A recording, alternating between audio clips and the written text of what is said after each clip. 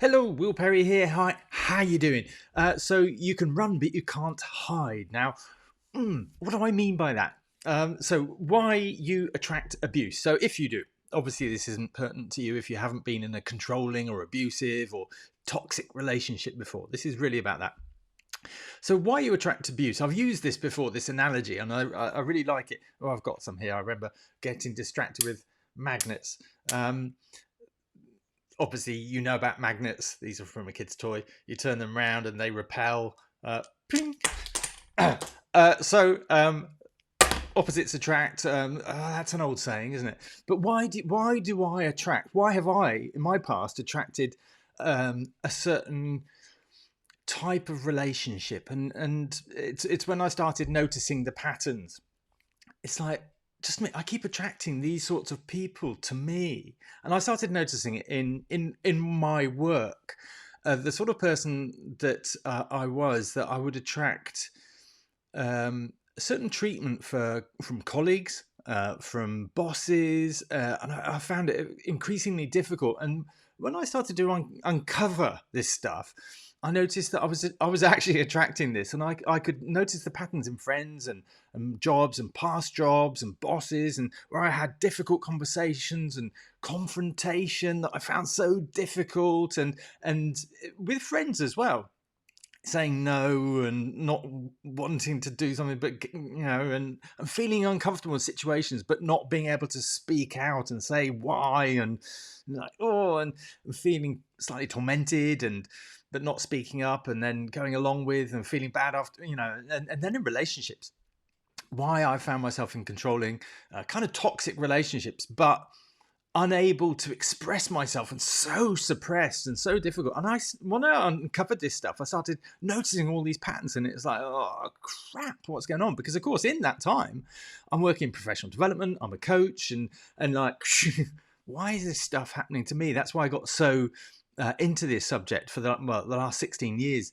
I've been really fascinated by this particular subject. So if we have sort of, say, if we attract a friend or a boss or a partner that is the perpetrator, that's toxic to us, up here, this, if they're the perpetrator, then you want to escape, you want to get away from them. There's loads of videos on that. Great, that's all well and good. But if you're the one that's attracting these people, what does that make us?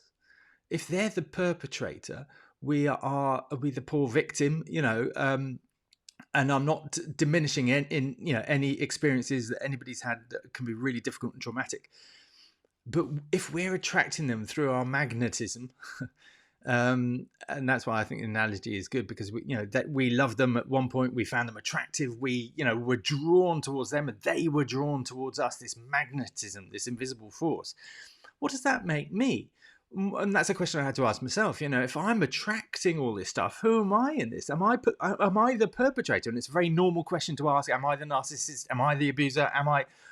But there's a balance in here. There's a magnetic force, is there not? So who am I? If they're the perpetrator, and we can escape them, but we can escape, or we can run, but we can't hide, because actually we're attracting them like magnets.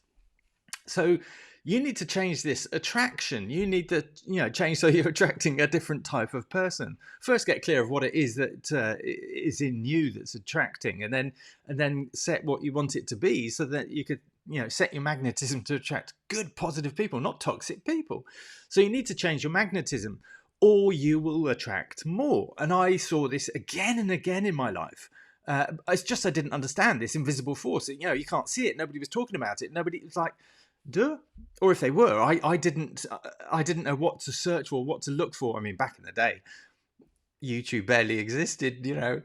Google didn't have much stuff on this stuff. It was all, think back to 2009, ladies and gentlemen, things were quite murky. You had to look in books, and the interweb didn't have much stuff on this. But there's tons out there now, which is just fantastic. There's tons of information. But unless you change what you're attracting, which it comes from here, then you're just going to repeat the same patterns. Makes sense, does it not? So how do we change our animal magnetism? But how do we change that magnetism? So for me, there's three clear stages. But first of all, we're all unique. We all have a different story. We all have a unique story, our own experiences, which shape who we are, which shape our lives. But they don't need to define our lives. Stepping outside of that mold and that pattern is really important. But first, you have to see it. You have to line it all up to get really clear on what that is. And for some people, that's really clear. There was a clear trauma. There was clear experience. For others, it's like, it was just normal. Life was normal. There were tough bits, there were different bits. But so for some, it's more difficult to bring it out because it's less clear. Because, we hold our parents in certain esteem and we take as granted what their roles were. We can't see behind, we can't see, it's difficult to see adult perspectives through child's vision. Because you were a child, you grew up with that, you just took it as read and believed what you believed. So some actually innocuous lives of young children's lives, it's really difficult to kind of pick out of that what was the trauma, the difficulty, what was difficult in my story that shaped me in a negative way. So finding the story, some people it's really clear, some people it's really really difficult to kind of bring it out of the story. What I try and do is bring the core beliefs, the things that shaped you, that you believed about yourself. I am not ... I'm this ... I am. And for me, there's three key ones. And out of the key three dominant ones, there's one that serves all. It makes me think of the Lord of the Rings, the one that controls all. And that's what I define as the mother of all beliefs, because it's like, God damn, that's the one that fires everything off, that beats the drum that you follow in your life, down the negative one. Sorry, not the positive one, the negative one, But beyond that, it's then defining your personality as you are here and now. How, because obviously your story informs your personality, but your personality traits are you can really define them as very reliable personality profiling tools. And it's really interesting to then see how and marry the two. Okay, my story and then the personality profile, and really get the detail on the traits that you have as a person and what you can really identify the low areas, the difficult areas, the things you really need to work on, and really get the detail to then do the work, put in the work. And doing the work is, I don't underestimate it at all. It's a daily David and Goliath battle, because and I don't say that from a religious point of view. It's just, you've got this massively ingrained and reliable belief, a negative one, and you've got this little one that you want to start. I'm a good, worthy person.